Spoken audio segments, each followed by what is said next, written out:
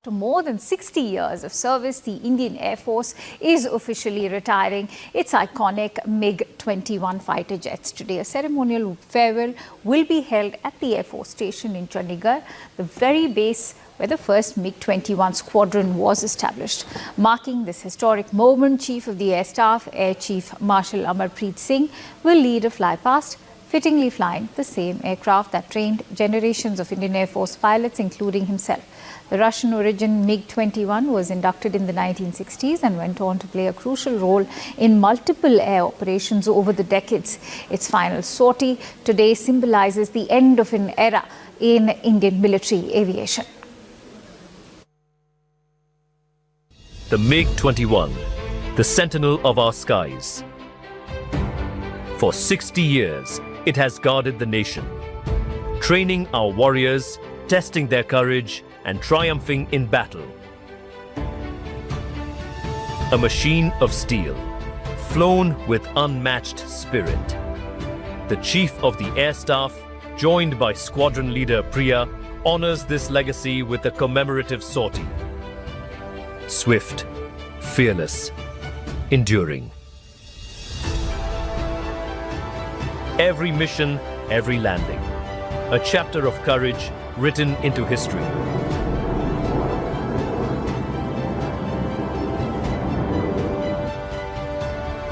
A legend bows out, saluted by generations. The MiG-21 departs, but its legacy will always remain.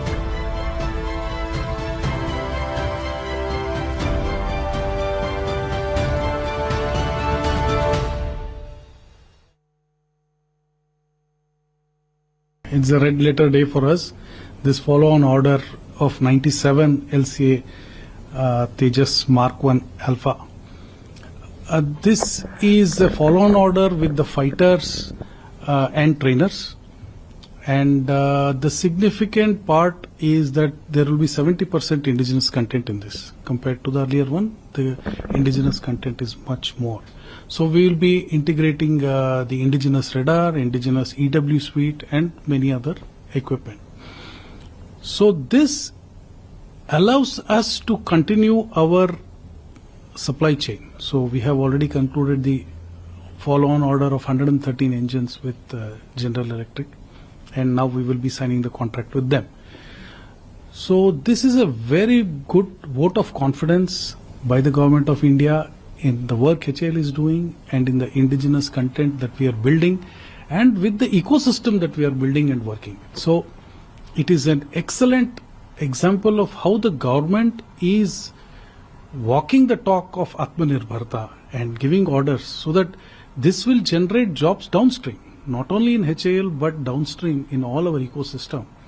And the technologies are being made by all these companies. So it is a very big boost for Atmanirbharta. All right, so let's also tell you all about MiG-21 and what you need to know why it will be remembered as a legend, because it has a maximum speed of over 2,237 kilometers per hour. As far as the service ceiling is concerned, it is 17,800 meters. The range is over 1,200 kilometers. It has a rate climb of 44,280 feet per minute. The armament up to 6 short-range air missiles. As far as the crew is concerned, it's got a single seat. Let's now quickly take you through the history of MiG-21. Its first flight happened in 1955 and entered service in 1959. Most produced supersonic fighter with over 11,500 units.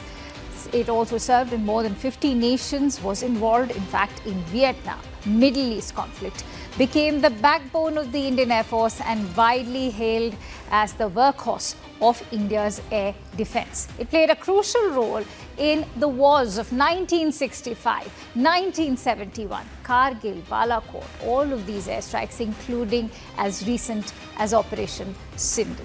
That is the badge of honor that the MiG-21 wears. Let me actually break it down for you in perhaps more conversational language, and for that I'm joined in by the legend himself, Group Captain Vinod. Pleasure to have you on CNN News 18 this morning, sir. So as I said, I'm discussing a legend with another legend. If you can break down why MiG-21 will go down in the annals of history for the Indian Armed Forces. Firstly, MiG-21 started the true jet era, if I may put it, because when we, came out of the stranglehold of English, along with when the World War ended in 1947, we had some vintage aeroplanes, propeller aeroplanes, the Hurricanes, the Spitfires, and the old workhorse that we had, Wapitis. They were all uh, you know um, propeller driven aeroplane. The true jet age started with, not many people know, with Western aircraft like French Oregon and Holland Nat. They were all subsonic aeroplane. And like you correctly, covered, the supersonic fighter jet that we inducted. And at that time, mind you, it was one of the top-notch fighter aeroplanes in the world. Israel, America, the entire West was trying to get its hand or look at how a MiG-21 looks. And this was, the Iron Curtain era, when to get a photograph of a MiG-21, people used to risk their lives on U-2 bombers or U-2 spy aeroplanes and go over Soviet Union and try to take a picture of that aeroplane. And we had that aeroplane. This was the first aeroplane which had the air-to-air missile called K-13. We used to call it the Ka-13 missile on board. This was the first aeroplane which ushered in something called the close combat maneuver, the CCM tactics into Indian Air Force, and followed by when we inducted another missile called all aspect air-to-air missile, also called the A4M, the R60 MK. We ushered in the new tactics called A4M tactics, and this was all developed by an organization which is which is equivalent to, which is where the Afghan fighters Right. of Indian Air Force, graduate from, called TACD, also used MiG-21. So today, where the Indian Air Force stands as far as tactics is concerned, as far as the formidable force is concerned, is on the giant shoulders of MiG-21. Group Captain, the MiG-21 also has been labeled as a war horse. It will leave behind a legacy when it comes to the Indian Air Force's, the strengths, like when it comes to, in fact, carrying or orchestrating our defense, when it comes to orchestrating our offense, also reconnaissance missions. If you could take us through, in your years of service, how would you remember the MiG-21, especially when it comes to all of these operations that we've witnessed, even the wars, whether it is the Indo-Sino War, the Sino-India War, or even Operation Sindhu? A wonderful question. In fact, many of the aeroplanes that we are showing on the screen today, I was looking at my logbook. Most of the airplane I have flown in. So these are flesh and blood. I mean, these are images for people who are watching. For me, it is like extension of me, my flesh and blood that I'm seeing on the screen.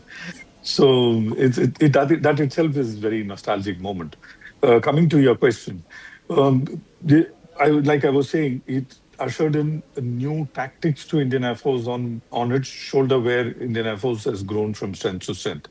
But Indian Air Force also became a multi-dimensional or a multi-mission Air Force because of MiG-21. So MiG-21 Type 75 and followed by Bison could do a wonderful air-to-ground role. I remember doing air-to-ground strafing, getting we have an annual event called the Eklavya, getting Eklavya, we get a mug, the mugs for it. There are many mugs in my house. Eklavya mugs for rocketry and bombing. And it does wonderful precision bombing. You know what Abhinandan did with Right. Pakistani F-16.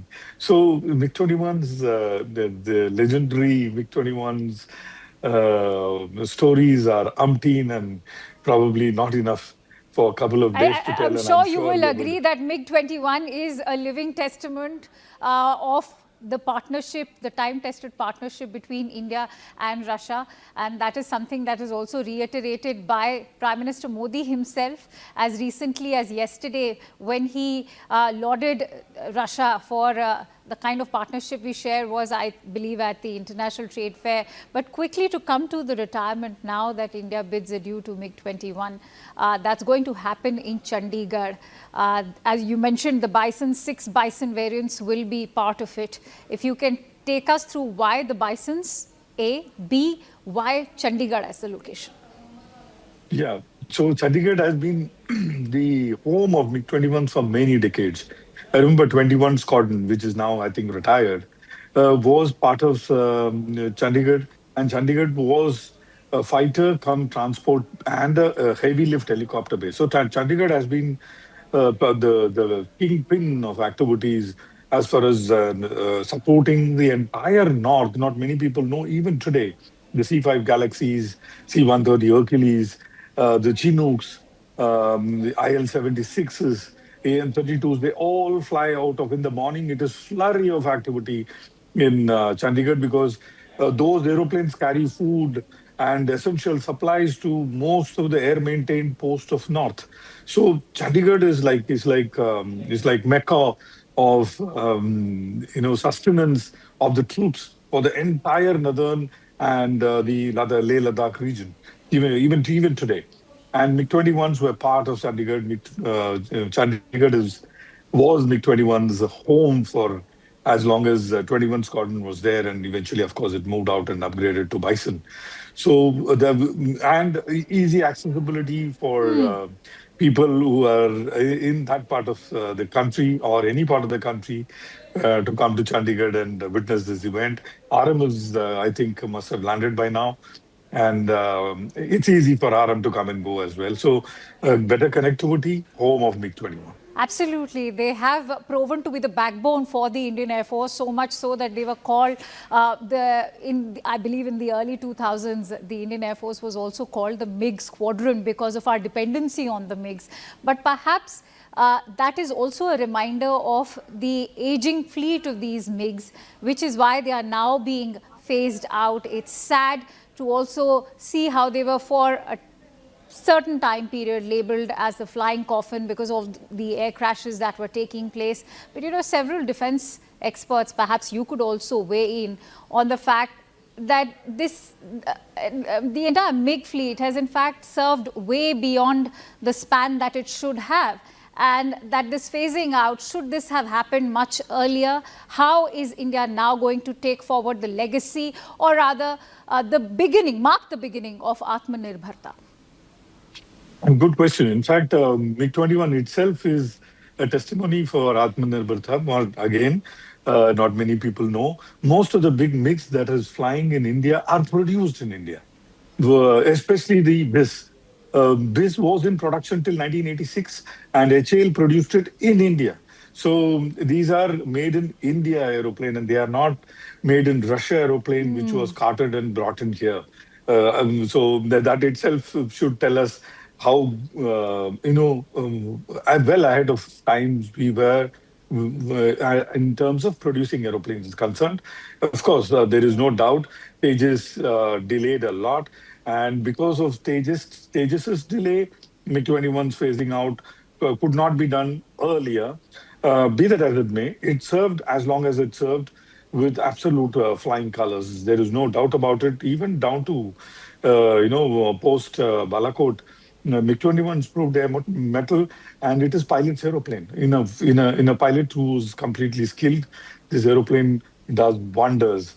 I have flown against more formidable aeroplanes flying in a MiG-21, and could get better out of them, including against Eurofighter Typhoon. I've written about it also.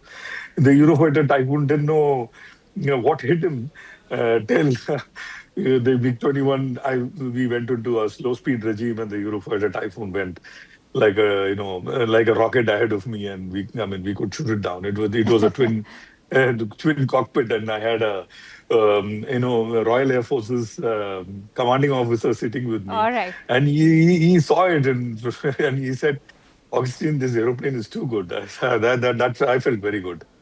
Group Captain, it's always a pleasure to hear these stories from you, and I'm sure you join me in bidding farewell to India's most beloved war horse, that is MiG-21. Thank you so much for joining in on CNN News 18.